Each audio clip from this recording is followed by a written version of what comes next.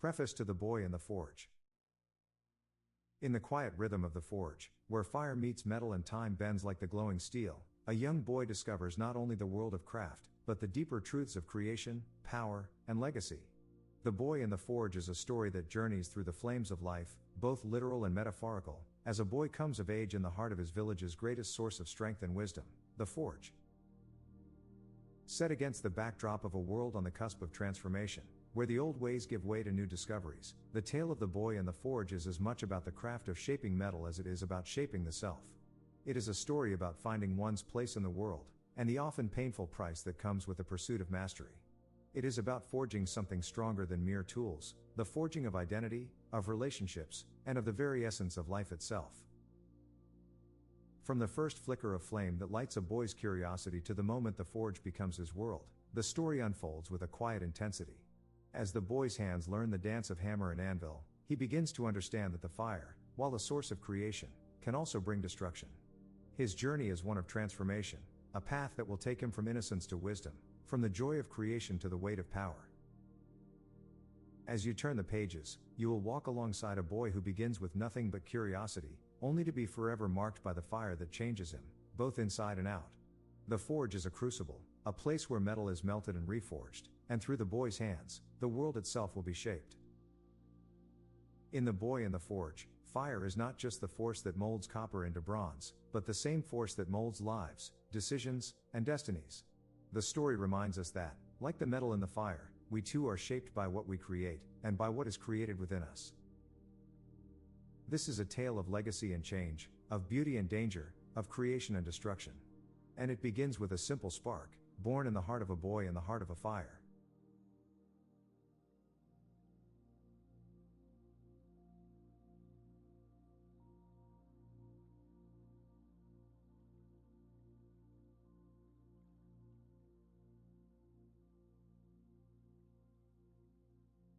The Boy in the Forge, Bronze Age.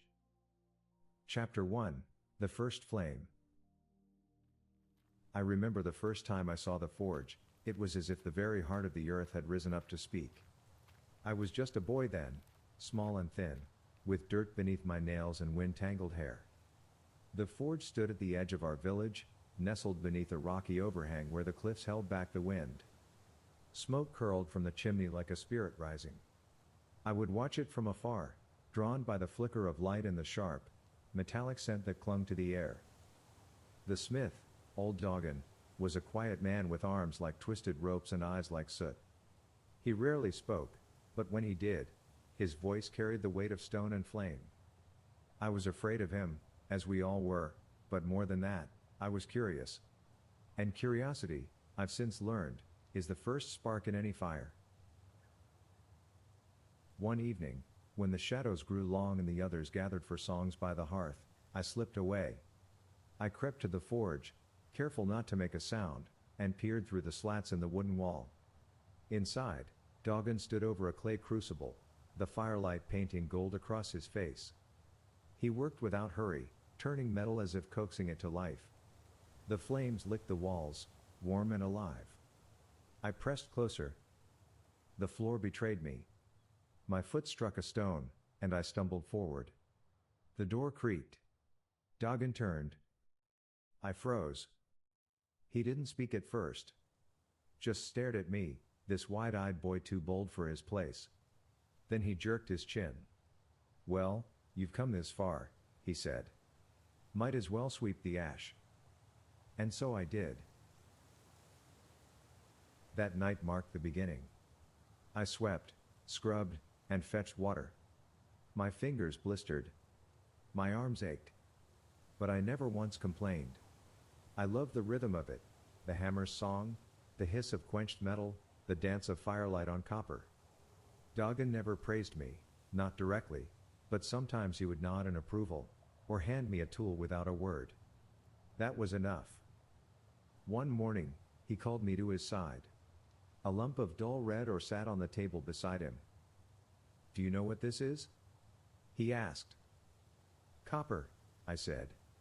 I had seen the raw stones carried in from the hills, had helped crush them, had watched the spark in Doggin's eyes when the first sheen appeared. "Then make something of it," he said, and stepped back.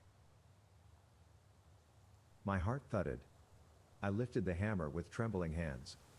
The metal was soft beneath my strikes, but it fought me in its own way, bending, shifting, resisting until I found its rhythm. I shaped a small blade, crude and rough, the edge uneven. But it was mine. Doggin took it in his hand, weighed it, then handed it back without a word. That night, I could not sleep. I turned the blade over in my hands beneath the light of the moon. It was flawed, yes, but it held the memory of fire. And that was enough to make me feel I had found my place in the world. Later that year, I burned myself. It was a careless moment. I reached too soon, too eagerly. The pain was sharp, white-hot, blooming up my arm. I screamed. Doggin didn't comfort me. He bound my arm tightly and said, "Every fire takes its price." I remember the weight of those words more than the pain. For weeks, the skin blistered and peeled. I couldn't work. I watched from the edge of the forge, silent and angry. But Doggin didn't send me away. He let me stay, let me watch. And slowly, I understood, this work was not only about strength. It was about patience, respect, and knowing when to step back.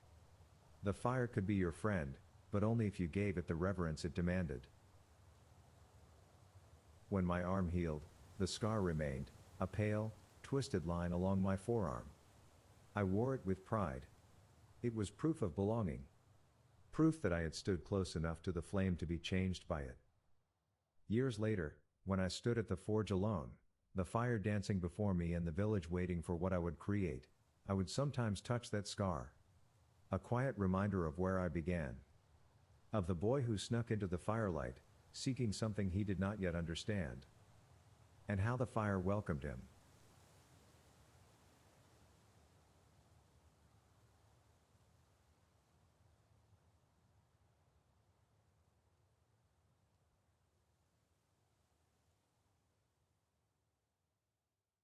Chapter 2, A New Alloy. The seasons passed slowly, like the steady beat of a drum. The forge became my world, its heat, its smoke, its rhythm all wrapped around me like the fabric of life itself. I spent my days shaping copper, forging tools, weapons, anything that was asked of me. But I had begun to feel the limits of the metal. Copper was good, yes, it could hold an edge, it could bend, but it was soft. It would wear away too quickly. The work demanded more, and I sensed that the forge held a secret, something deeper than fire and stone. One evening, as the sun sank behind the cliffs and the sky turned purple, I stood at the anvil, hammer in hand, shaping a simple chisel. The rhythmic sound of metal striking metal was a familiar comfort. Doggin had stepped out for a moment, leaving me alone in the forge. I worked quietly, my mind wandering. I wasn't thinking of the chisel, nor of the work. My mind was on something else, the thought of what could be. As I worked, I glanced at the shelf where Doggin kept his supplies. Among the jars of charcoal and the bags of crushed ore, a small bag of tin caught my eye. I had seen it before, but never paid it much attention. It was a strange metal, dull and soft, nothing like the copper I knew so well. I picked it up, curious, and turned the small tin stones over in my palm. The bag felt light, almost weightless. I wondered, what would happen if? Without thinking, I dropped a few pieces into the crucible, along with a few lumps of copper. The flame in the forge crackled, flaring up as the two metals touched, their dance fiery and unpredictable. The heat rose, the flames twisting higher, and I watched, transfixed, as the metals began to melt together. The air thickened with the scent of burning metal. It was intoxicating. The moment the metals had fully fused, I plunged the crucible into the cool water, and the hiss of steam filled the air. My heart raced. I had never done this before. I wasn't even sure why I had done it. But now, as I looked at the metal I had created, I felt something stir deep inside me. Something powerful. The new metal gleamed like the sun at dawn, brighter than copper, with a luster that seemed to shimmer even in the dim light of the forge. I touched it, careful not to burn my fingers, but the heat had already dissipated, and the alloy had hardened. The metal was different, stronger, sharper. I didn't know what it was yet. But I knew it was something new. Doggin returned as I was holding the metal in my hands, marveling at its texture. He looked at the crucible, then at me, and the corners of his mouth twitched. For a moment, he said nothing. But then, with slow deliberation, he nodded. "Bronze," he said quietly. "You found it." The word was like a prayer, whispered into the space between us. I didn't know it then, but I was standing at the very edge of a new world, a world where this metal would change everything.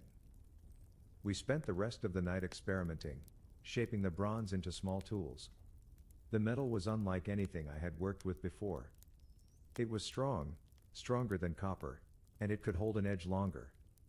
Doggin's hands were steady as he shaped a new blade, and I worked beside him, learning, watching. I felt a sense of purpose in the air, thick and heavy, as if the very forge itself had opened its eyes and recognized something greater. By dawn, we had made our first bronze sword, a gleaming thing of strength and beauty. Its edge was sharp, its weight just right.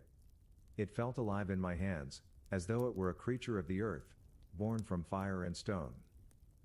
That first sword would change our lives. The next morning, Doggin gathered the village's elders. Word spread quickly that something had changed. We had created a new metal, bronze. The elders were skeptical at first, but as they tested the metal, they too marveled at its strength. It was something beyond copper, beyond anything they had known. That day, as I stood before the fire, I realized something. This was my moment. The forge was no longer just a place of labor. It was a place of creation, of discovery. I had found something that could not only shape tools, but shape the future of our people. Bronze was not just a new metal. It was a promise. The world would change from this day forward.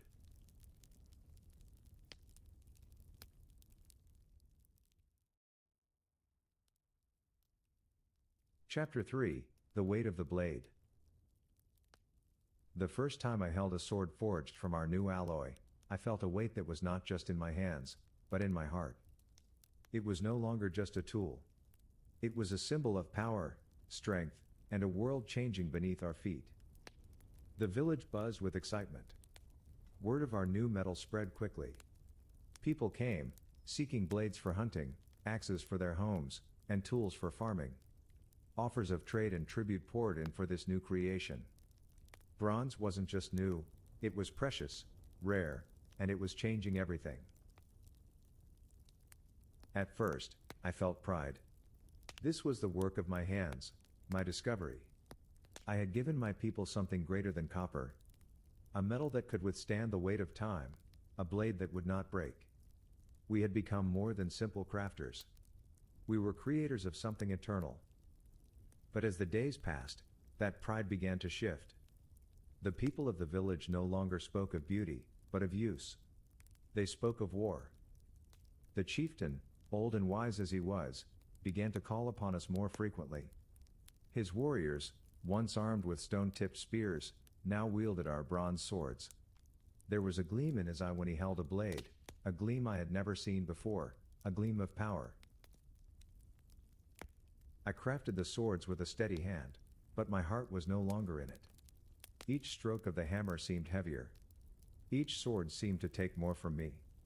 I no longer saw them as tools of beauty. I saw them as tools of death. Doggin noticed the change in me. One night, after a long day of forging, he spoke to me as we sat by the dying fire. His face was shadowed by the flickering light, but his eyes were steady. "Tell me what troubles you, boy," he said. I hesitated, the words catching in my throat. How could I explain the weight of the blades? How could I explain the growing unease I felt as I watched the villagers sharpen their swords for battle? I did not make them for war, I said quietly, looking at the sword in my hands. I made them for beauty. For creation. For life. Doggin was silent for a long time, eyes fixed on the flames. Then, his voice slow, he spoke. Bronze is not only a tool for beauty. It's a tool for survival. The world is changing, and with it, the way we live. We have always used tools to shape our lives, whether to till the earth, to hunt, or to protect ourselves. Bronze will give us power. But it will also bring danger. I wanted to argue with him, to tell him I never meant for this discovery to lead to bloodshed. But the words stuck. Deep down, I knew he was right. The world was changing. And with the gift of bronze came a responsibility I had not fully understood when I first melted the copper and tin. As the days passed, I became more withdrawn. I no longer took pride in my work. I felt as though I were building a future I could not control, a future where death was as much a part of creation as life. Then, the chieftain came to us with a request that changed everything. He wanted us to forge a sword for him, a sword that would symbolize his power over the village. He wanted a blade that would strike fear into the hearts of our enemies, a weapon that carried the weight of his will. I did not want to make that sword. I did not want to craft a weapon for war. But the chieftain was insistent, and I knew refusing him would mean more than just losing respect. It would mean losing our place in the village, our future as craftsmen, our survival. So I forged the sword. The metal felt heavier than ever. The heat of the forge scorched my soul as I worked, and with each strike of the hammer, I felt the growing weight in my chest. I crafted the sword with the same care and precision I had given all my work, but the joy was gone. The fire was no longer my friend. It was a tool to serve those who wielded it. When the sword was finished, I handed it to the chieftain, my hands trembling. He grinned, his eyes gleaming with pride as he took the blade. In his gaze, I saw the weight of power, and I saw the burden that came with it. I had created something that would forever change the course of our lives. Later that night, I sat alone in the forge. The fire burned low, but it still flickered brightly in my heart. I had created something strong, something beautiful. But I had also created something dangerous. I touched the scar on my arm, a reminder of my place in this world, of the fire that could both give and take. And in that moment, I understood the true weight of the blade. Bronze was no longer just a metal, it was a choice. A choice to shape the world in ways I could not foresee. And slowly, I was learning that the choice was not always mine.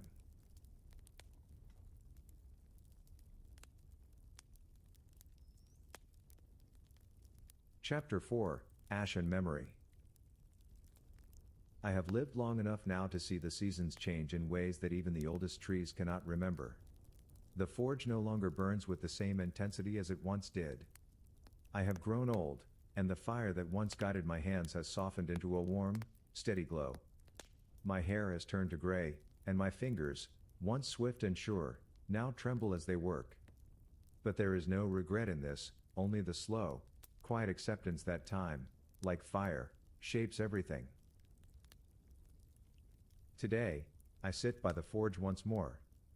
The fire crackles gently in the hearth, and the scent of burning wood fills the air. It is a peaceful moment, one of those rare times when the world feels still, as if the earth itself has taken a breath. The hammer rests beside me, worn and smooth from years of use, the leather straps of my apron frayed at the edges. The tools of my trade, my life's work, lie within arm's reach. A child stands before me, his wide eyes full of wonder, his hands trembling as he reaches for the hammer. He is eager, full of hope, and perhaps a little too certain of his place in the world, as I was once. He is the apprentice now, the one who will shape the next generation of metal. And I, the old master, will guide him.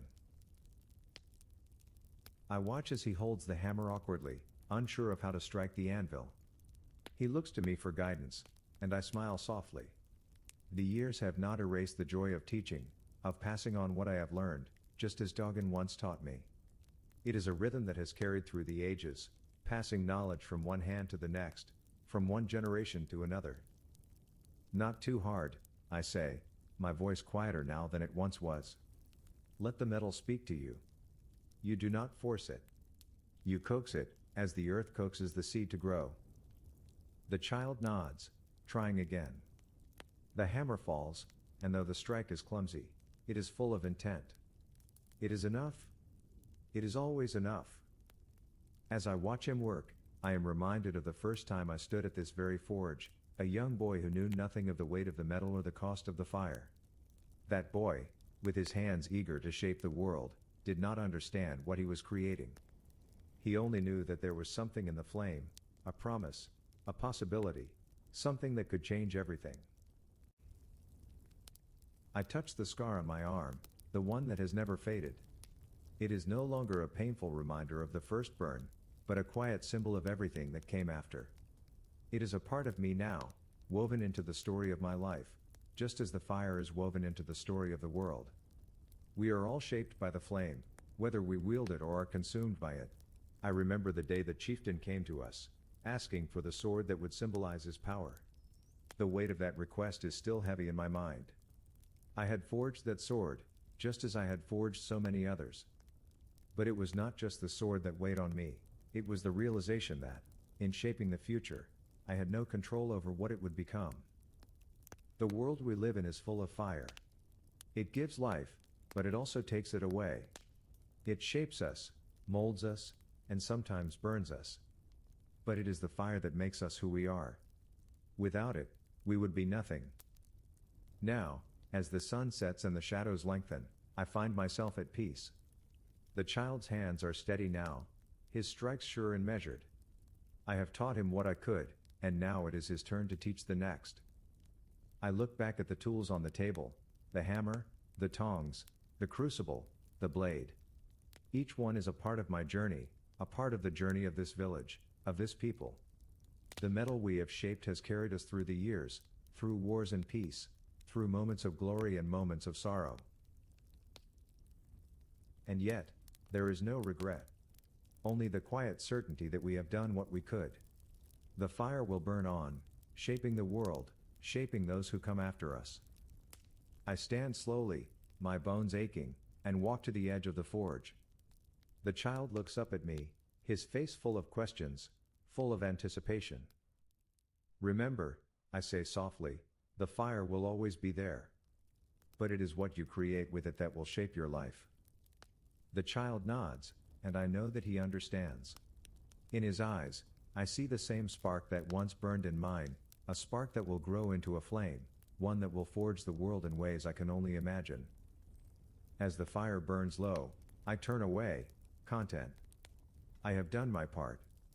The forge, the metal, the fire, it all passes, from one hand to the next, as it has always been. And in that passing, there is peace.